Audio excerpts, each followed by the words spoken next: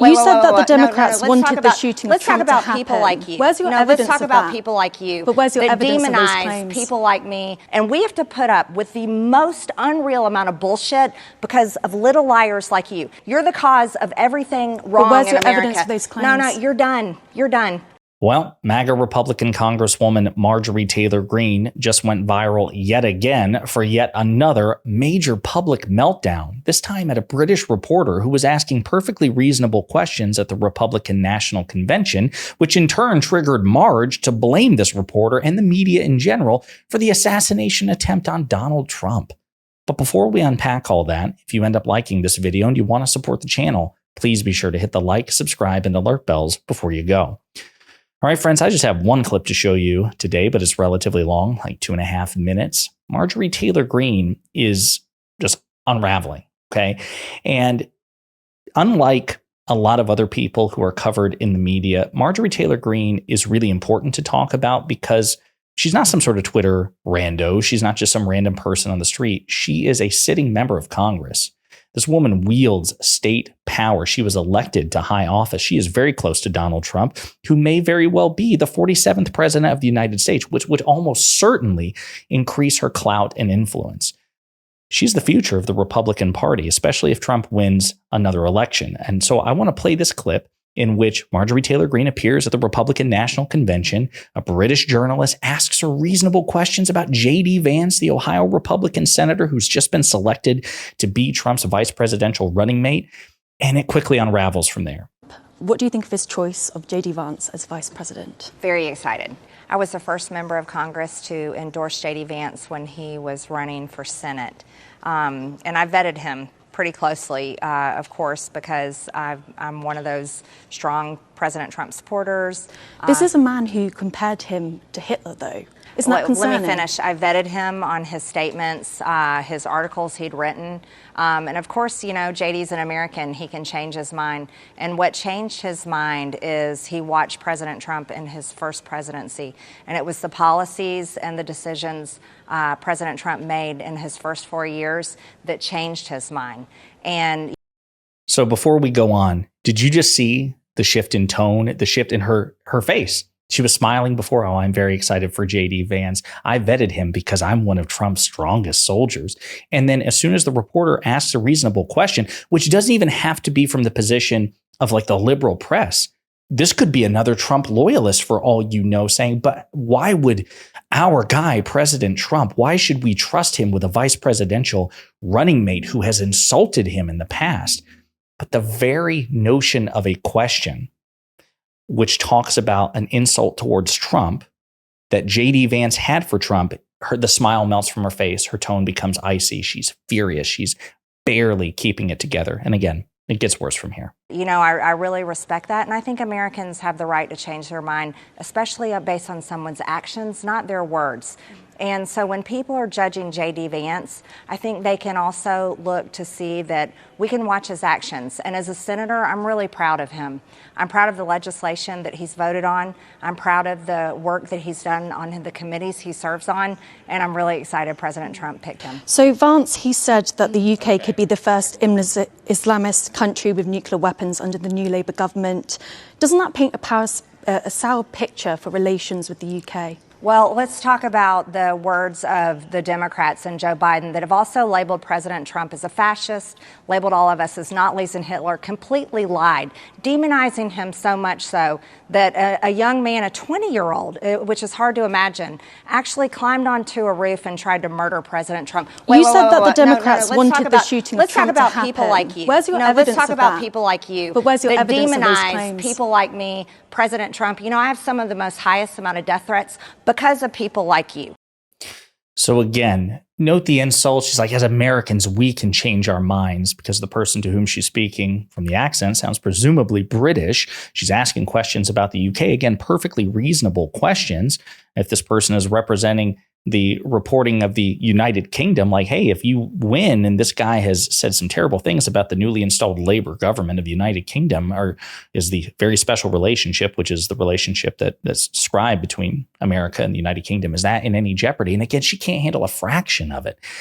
And then the The thing that really triggers me before we play more of this as well is when Marjorie Taylor Greene complains about the demonization and the aggressive rhetoric. Yeah, people have demonized Donald Trump and say all sorts of terrible things about Donald Trump and me for that matter.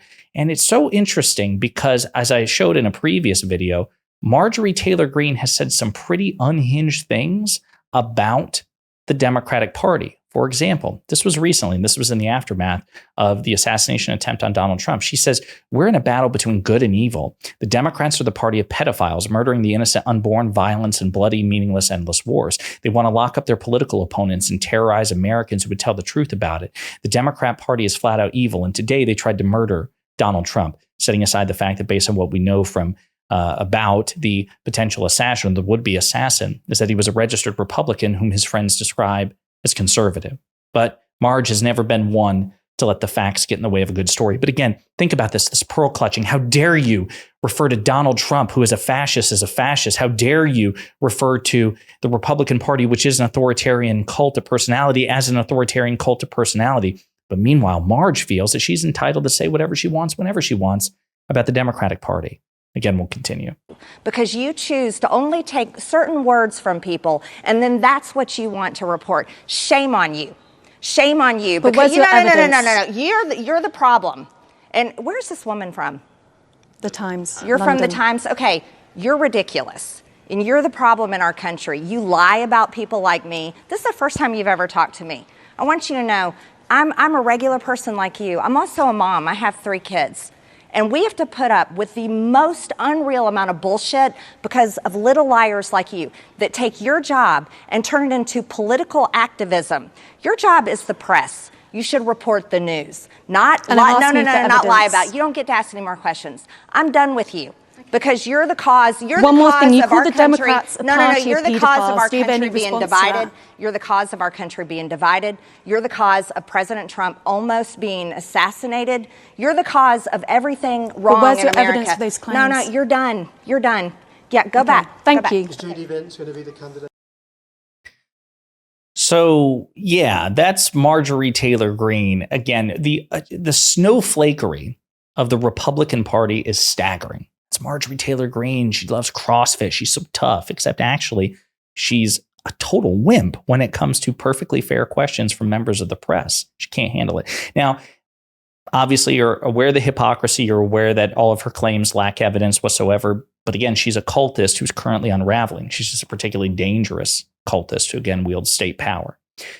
But another point of, I suppose, juxtaposition, contrast, is how Democrats engage with the media and the power of the media. So one of the things that is not being discussed anymore, which is fine by me because I think that horse has been beaten to death, is the fallout of the debate that President Biden had several weeks ago. Remember, that was the ongoing meta for so long that everybody was talking about. Right-wing media was ideologically predisposed to talk about it. Mainstream media was predisposed to talk about it because they wanted to farm clicks and sensationalism. And so they gladly threw President Biden under the bus, even though they're supposedly liberal mainstream media, right?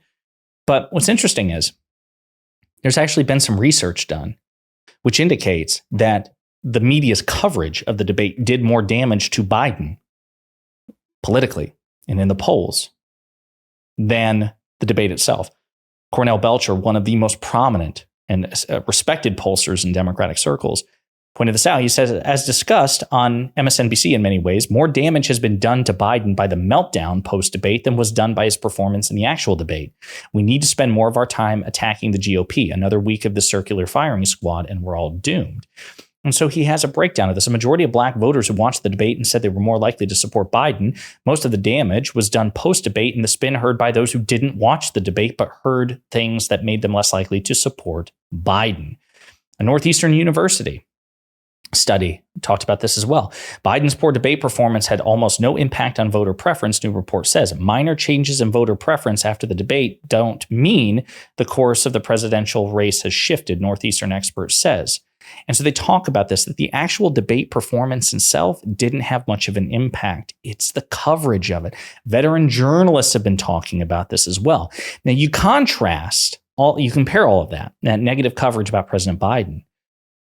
President Biden has been upset with the media But he's never referred to the media as the enemy of the people. He's been frustrated, and we've seen in interviews with how the media is engaging with him. Their hyperfixation on him and his debate compared to the objectively greater problem posed by Donald Trump's authoritarianism.